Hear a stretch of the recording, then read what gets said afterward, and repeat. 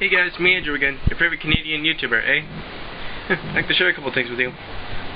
First of all, there's one thing I'm disappointed about Superchargers. They didn't put Spyro in the game. At least I don't think they did. You know, Spyro was basically the character that started the series. I really think that he should be in like every game, including the new one. So far he's been in every game except this one. Luckily, I came up with an idea for a new Supercharger Spyro. I'll take a look. Here it is.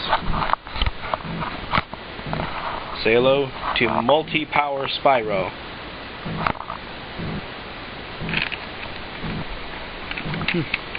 He doesn't look much different right now, but take a closer look.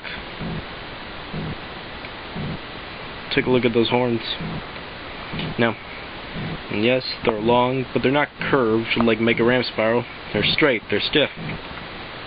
And they even have spikes on them. So do his wings and his tail. And they're also on fire. And I even created his own vehicle, the Dragon Flyer.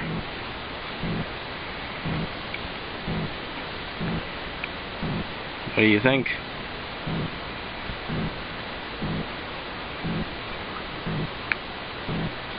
Air vehicle. Oh, let me tell you what he does. Well, basically his secondary attack is the same, sprint charge. But for his third attack, you don't have to use that to fly. Just press jump twice to fly, kind of like Chopper.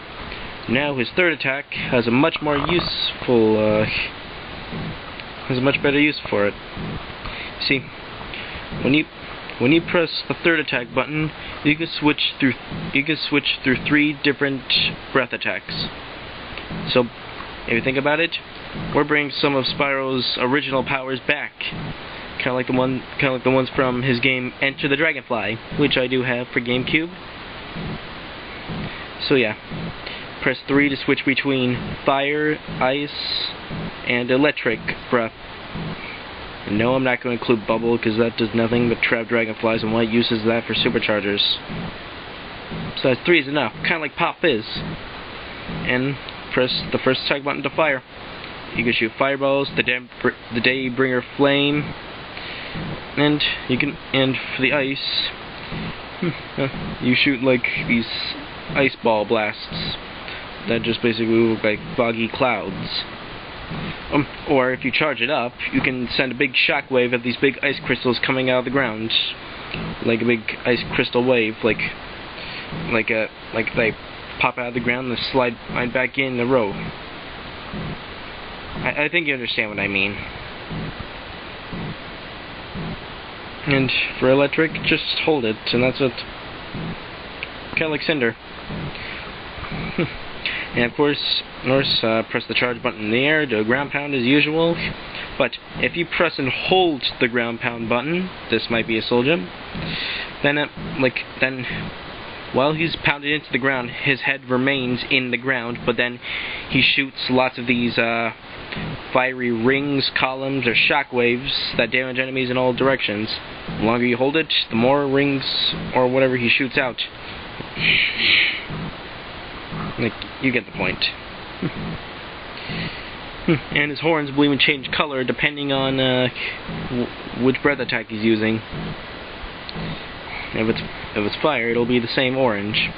Ice, it'll be blue. And for electric, maybe it'll be silver with electricity crackling all over it.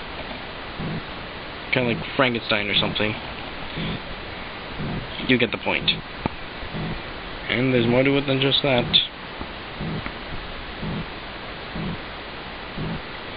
Yeah, but you get the idea. Alright, so what do you guys think? You think Spyro should be a Supercharger? And do you think this should be his vehicle? Alright. No. Now, do you remember my Five Nights at Freddy's homemade plush? Yeah. Well, I'm planning on making some for the characters in FNAF 4, the Nightmare animatronics. Boy, those things are scary. In fact, although my series, 5 Truths at Freddy's, is finished, I'm planning on making like a bonus chapter, like the final chapter. You know, there's something I don't understand about the bike minigame. You see, as you know, a child had his head crushed to death by Fredbear thanks to his big bully brother and his friends shoving him in. This doesn't really make any sense, because according to the Easter eggs, that restaurant takes place back in 1983, not 1987. No, FNAF 2 was 1987. Like, besides, the victim of the bite 87 was supposed to be Jeremy Fitzgerald, the night guard in Five Nights at Freddy's 2. He was scheduled for a birthday party after his last night. That's when he gets bit. Possibly by the mangle. Maybe there are two bites. The bite of 83 and the bite of 87.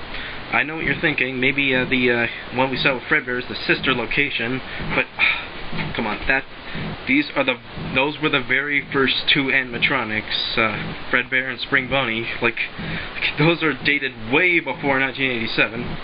Not way, by... Okay, maybe 5 years isn't way, but you get the point. They're too old to be in 1987. Besides, the kid didn't lose his frontal lobe, he had his entire head crushed. And the guy on the phone said the person who survived the person who was the victim of the bite survived. Honestly, how could you possibly survive having your entire head crushed? That's impossible. So yeah, do you think there were two bites? The bite of 83 and the bite of 87? The first time the kid didn't survive, the second time Jeremy survived? Do you think so? Yeah. So, you know, the animatronics, they would never harm a child, believe it or not. I'm guessing the employees made sure of that after the first bite incident. They interact friendly with children, but when they are around adults, they act really strange. They just stare at them. That's it. Really gets you thinking, doesn't it?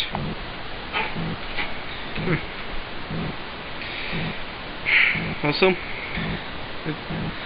I just had my birthday party. My birthday isn't coming till August 1st, which is very soon. I'm turning 17. But I just had my birthday party recently. My friends and I went to see Minions. It was a good movie. In fact, I now even have it on DVD.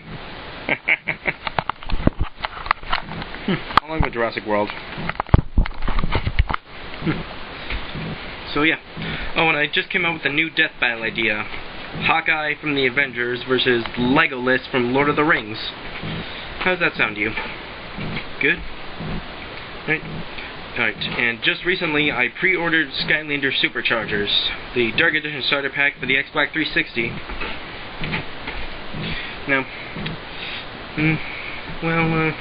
I am thinking about also getting the one with Bowser for the 3DS when it comes out, as if I ever get enough money, and if I can find my 3DS. Ever since I moved to this new place, I can't find my 3DS anywhere. I just might have to replace it with a 2DS. And yeah, I'm just about to move out of this place soon, I think. I might also look for a turbocharged Donkey Kong on eBay, separated from its starter pack. Well, same with the vehicle. Oh, and you know what's been bugging me a bit, sort of? I haven't really made any sales on my homemade plush toys. So far, only one guy talked about it, and he said he wanted Persephone. So far, he hasn't gotten back to me on that. So, if he's watching this video, I'd like to talk to him about it a little. Yeah. Oh, and you guys watch that show Storage Wars? If so, then yep. Well, guess what? Recently, I just met the hosts from Storage Wars Canada. I know. Well, that was unexpected. Well, just recently they were visiting a friend's house and they're having a garage sale there. I took a photo with them. You can see it at the end of the video if you want. That's also the same garage sale where I got the time machine. In fact, I thought I was going to help with my book report on the novel by H.G. Wells for my novel study in summer school, but didn't really help at all. This thing is not like the book at all. I mean, where's the Eloy? That sucks. Good thing it was only $1 or $2. So yeah.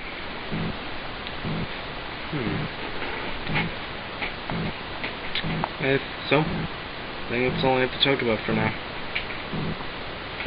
Is there something else? I don't think so. Well, if there's something else I wanted to talk to you guys about, then I'll let you know. Recently, I just got King Cobra Cadabra and Gnarly Barkley. Well, all that's left I'm missing before the new game are the Life and Air minis. Well, I just need one of each, though. Whisper Elf and Breeze. I can get Whisper Elf on her own on eBay. Breeze, she only comes in with regular pet vac. So yeah. Well, let me know what you guys think in the comment section below, alright? Alright. Bye.